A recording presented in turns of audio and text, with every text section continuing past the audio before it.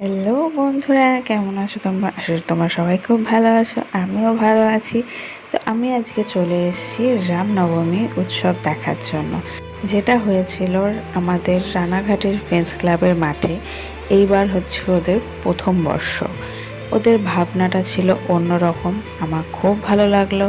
একদম সেই কালী পুজো ফিল আসছিল, কারণ তোমরা জানোই যে ফ্রেন্ডস ক্লাবে কালী পুজো খুব বিখ্যাত।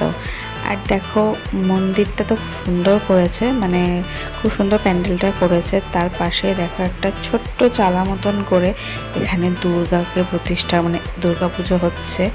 আমার খুব ভালো লাগলো দেখতে, একটু অন্যরকম থিম করেছে। দেখো এখানে দুর্গা পুজো মানে রামের যে অকাল বোধনটা সেটা এখানে ফুটিয়ে তোলা হয়েছে।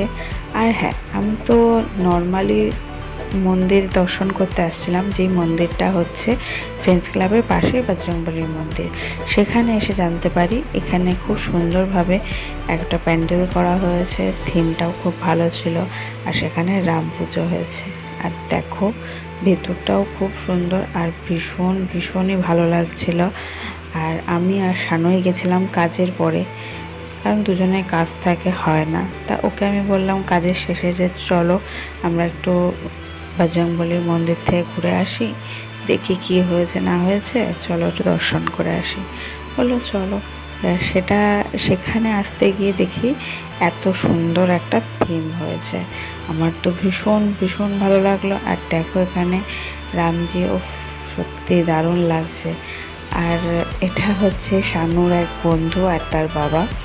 শানুকে দেখে, শানু ভিডিও করছিল যেহেতু, শানুকে দেখে হাই করে দিল। তো আমি ওদের সাথে ফার্স্ট টাইমে আলাপ করলাম। আর এখানে দেখো ওরা কি সুন্দর রামচন্দ্রের পাশে হচ্ছে বজরংবলীকে রেখেছে, আমার সেই লেগেছে থিমটা। আর আমি চাই প্রতি বছর যেন এরকমভাবে উৎসবটা মানে হোক। আমার খুব ভালো লেগেছে, এটা আমার পার্সোনালি ওপিনিয়ন, আমার ভীষণ ভালো লেগেছে।